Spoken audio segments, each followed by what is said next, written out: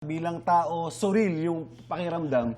Kasi lumaki ako sa probinsya, Kuya Boy. Nung hindi pa ako artista, napapanood ko na sila. Grabe. Hindi, totoo, di ba? Sa bagay, mga child actors. Lagi-lagi ko kinikwento sa kanila yan.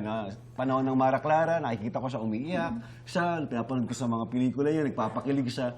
Ngayon, ang surreal ng pakiramdam dahil ginagawa ko yung eksena with them. Sa harap ko, nawi-witness ko yung paano namumuo yung mga luha niya pag magka-eksena kami.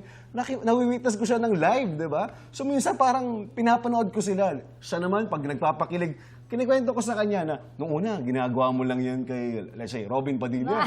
Di ba? Nagpapakilig kayo. Ngayon, ginagawa mo na sa akin. Sa akin na, di ba? Ano? Pero nangyari ba yan sa tunay na buhay na pinag-agawan ka ng dalawang babae?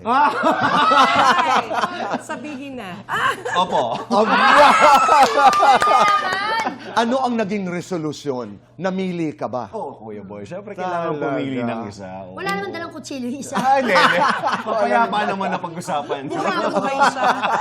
Hindi mo Sabi mo kanina yung luha ni Vina, araw-araw napapanood ka naming umiiyak, lumuluha. Nakakapagod ba minsan? Actually, Nasasaid ka ba minsan? well, hindi naman nakakapagod. Actually, this is one way